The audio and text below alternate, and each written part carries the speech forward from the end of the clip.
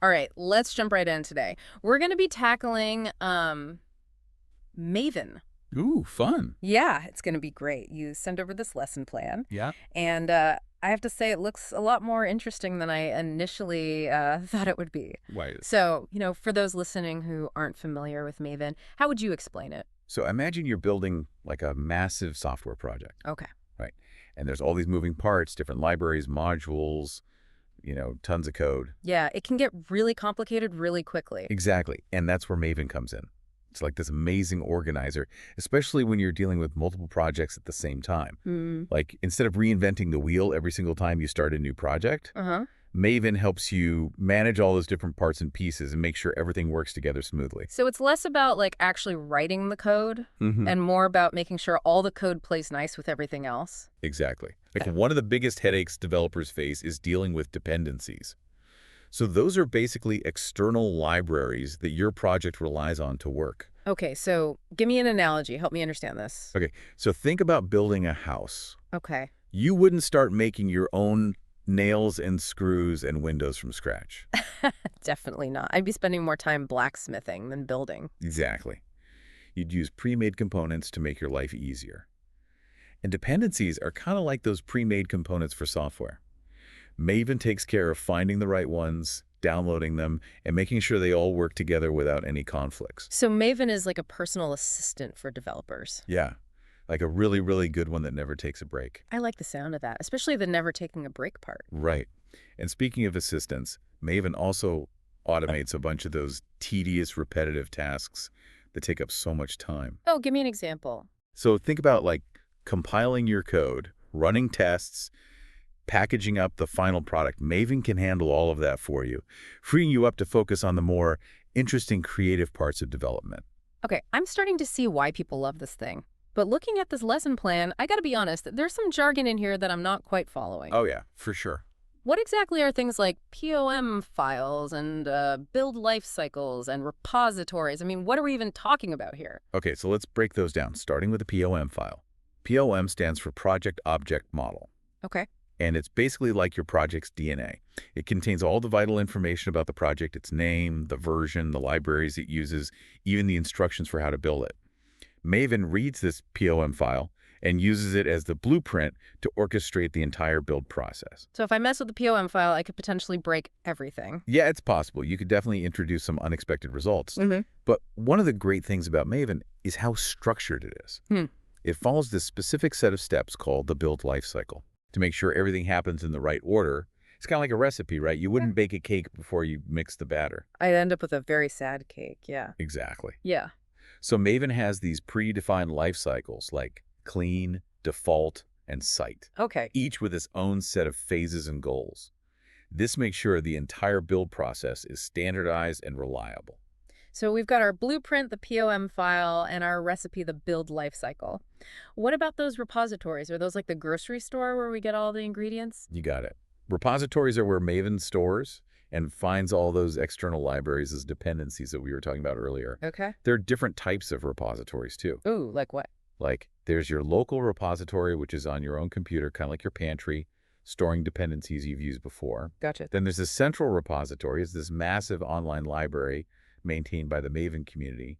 And then you have remote repositories, Okay. which are kind of like specialty stores for specific types of components. So it's like Maven checks our pantry first, and if it can't find what it needs, it goes shopping. Exactly. And this whole system just ensures that Maven can always find the right ingredients for your project, no matter how unique or hard to find they might be. This is pretty cool. It's like we're getting this behind-the-scenes look at how software is actually made. Yeah, totally. I'm starting to understand why Maven is such a game changer. It definitely brings a lot of order to a process that could otherwise get really chaotic really fast. And honestly, we've just scratched the surface. There's so much more to explore. Well, I'm definitely intrigued. Let's dive even deeper into how Maven actually works in part 2 of our deep dive. All right, so we've covered like the basics, right? POM files, build life cycles, dependencies, repositories. Feels like we're getting a sneak peek behind the curtain of software development. Yeah, definitely. But this lesson plan keeps mentioning some other interesting stuff too. So what else can Maven do? Well, let's talk about build profiles. Imagine you're building a website and you need different setups for like testing it on your computer. Versus the final version that everyone's going to use online. Right. Build profiles let you customize that whole process based on different situations, making sure that each version is set up correctly. So instead of having one massive build process, you can kind of break it down into smaller, more manageable profiles. Exactly. It's kind of like having different outfits for different events, right? You Yeah. wouldn't wear a swimsuit to a fancy dinner. Well, it depends on the dinner party, I guess. But yeah, I get your point. Right. So build profiles, make sure your software is always dressed for the occasion. I like that. Yeah, that's a good analogy. Now, there's another thing. This lesson plan keeps mentioning these things called plugins. Oh, yeah. What are those all about? Plugins are where Maven really gets interesting. So basically, plugins let you extend Maven's core functionality. They let you do things that go beyond the basic build So process. they're like add-ons, like power-ups for Maven. That's a great way to put it. So let's Yeah. say you want to generate documentation for your project. Oh, There's a plugin for that. Or let's say you want to run some code quality checks. There's a plugin for that too. You can even find plugins for integrating with other tools and platforms. It's like having this massive toolbox full of specialized gadgets ready for anything. plugins sound pretty powerful. I'm starting to see how versatile Maven can be. Oh, yeah, for sure. But I gotta be honest, this whole Maven in action section is still a bit of a mystery. Like, how does it all come together? What actually happens? Well, it all starts with that POM file we talked about earlier. Okay. Maven reads the POM file, figures out all the project's dependencies, Mm-hmm. and then goes on a little treasure hunt to find them. So it's like a detective gathering clues. Exactly. So first, it checks that local repository, that pantry, Right. on your own computer to see if the dependencies are already there. Gotcha. If not, it goes online to that central repository, that massive library we mentioned, and if the dependency is super rare or unique, then it'll search those remote repositories, those specialty stores. Once it's found everything, it follows the instructions in the POM file, runs through the build lifecycle, and boom, you've got a perfectly built software project. So it sounds like Maven just handles everything. It really does. A lot of the heavy lifting, yeah. Yeah. Makes the whole process so much smoother. And the best part, it can do even more than that. Really? Like, what else can it do? Well, remember those plugins we talked about? You can actually make your own. Wait a minute, we can create custom plugins? Yep, you can use Java to create your own specialized plugins for Maven. Hold on, so we're not limited to those pre-made plugins. We can teach Maven new tricks. Exactly. Let's say you have a really specific build process or a task that no existing plugin can handle. You can write your own plugin, do exactly what you need. So it's like having a secret workshop where we can build our own Maven tools. That's a great way to think about it. But that's not all. There's more. Oh, yeah. Remember how we talked about private repositories? Well, the lesson plan mentions something else. Imagine you're working with proprietary libraries, Okay. like super secret ingredients that you can't just find out in the open. You can actually set up your own private Maven repository to store and manage those. Oh, that's cool. Like having a vault for our top secret code recipes. Exactly. It gives you complete control over who can access those components, making sure your builds always have everything they need, even if it's top secret. This is amazing. I feel like we're taking our Maven knowledge to a whole new level. I know, right?